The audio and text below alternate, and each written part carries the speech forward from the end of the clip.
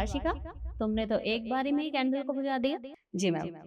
निखिल, तुम्हारी बारी।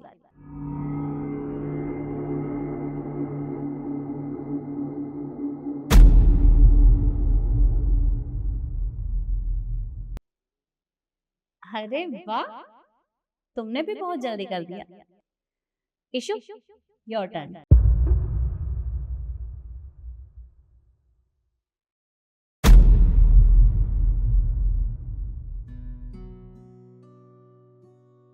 क्या हुआ?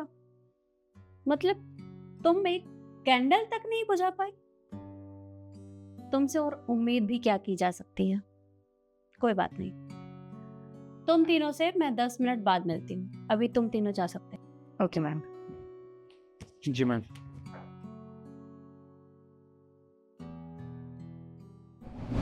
ये है तुम लोगों का दूसरा टेस्ट। इसमें मैं तुम्हें किस्मत आजमाने का मौका दूंगी। जिसकी किस्मत में जो होगा वो उसे मिल जाएगा। मैंने 2 एनवेलप में कुछ ना कुछ रखा है और एक खाली है। अब देखते हैं कि किसकी किस्मत में क्या आता है। और हाँ, उसके साथ तुम्हारा प्रमोशन भी होगा। ठीक है? तो ठीक है, ये लो। और तुम अपनी मर्जी से कोई सा भी उठा सकते हो।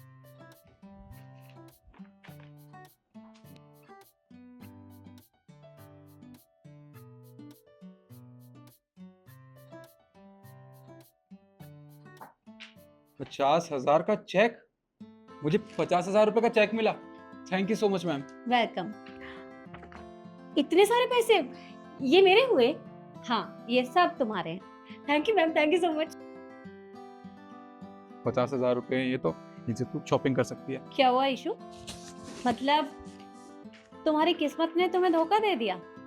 कोई बात नहीं। देखो, जैसा कि मैंने तुम लोगों से कहा था कि इनके साथ तुम्हें प्रमोशन भी मिलेगा, लेकिन वो तीसरे टेस्ट के बाद। तो मैं थोड़ी देर बाद तुम लोगों से मिलती हूँ। Okay ma'am.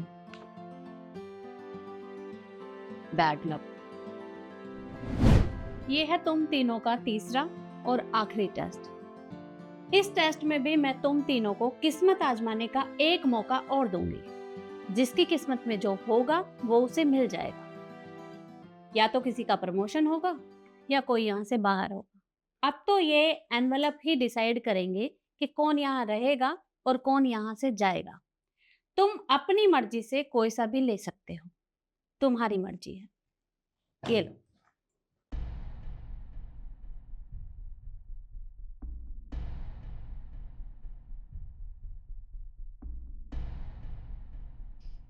You are fired?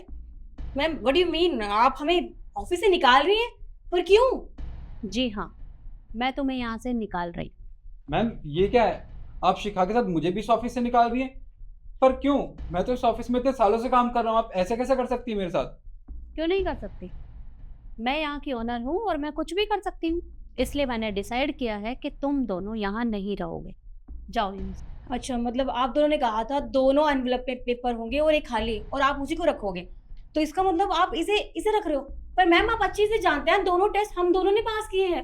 वो तो फेल हो चुकी थी, उसके बावजूद भी आप इसे रख रहे हो, ये कोई मतलब नहीं बनता। और आप सिर्फ एक पेपर के ऊपर डिसाइड नहीं कर सकते कि आप हमें यहाँ से निकाल रही हैं। बिल्कुल ठीक कह रही मैम। देखो शिखा, ये पेपर डिसाइड नहीं कर रहा है, ये डिसाइड मैंने किया है। और टेस्ट तुम लोगों ने कैसे किए हैं वो भी मुझे अच्छे से पता है। तुमने मास्क हटाया और मास्क हटाकर कैंडल बुझाई थी। और ऐसा ही ठीक निखिल ने भी किया था, लेकिन तब मैंने कुछ नहीं कहा क्योंकि मुझे आगे कंटिन्यू करना है। लेकिन दूसरे टेस्ट में तुमने क्या किया वो भी मैंने देखा, और तुमने जैसा काम किया वैसा मैंने तुम्हें इनाम दिया। लेकिन शिखा, तुमने वो एनवलप पहले चेक किए थे, उसके बाद में वो खाली उसे दिया था। उसमें उसकी गलती नहीं है, ये गलती तुम्हारी है। अपना मतलब निकालने के चक्कर में दूसरे का नुकसान कर देना ये सही बात नहीं है। और मैंने डिसाइड कर लिया है कि मैं तुम दोनों को आगे कंटिन्यू नहीं करा सकती। इसलिए बिना बहस करे निकल जाओ यहाँ से।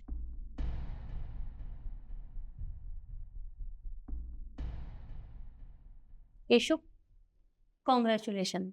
Thank you ma'am. और हाँ, मैंने तुम्हारा प्रमोशन कर दिया है। कल से तुम मैनेजर के कैबिन में बैठो। पर इशू, मैं तुमसे एक बात पूछना चाहती हूँ। तुमने अच्छे से देखा कि टेस्ट में क्या हुआ, दूसरा टेस्ट भी तुमने बहुत अच्छे से देखा, लेकिन तुमने कुछ बोला नहीं।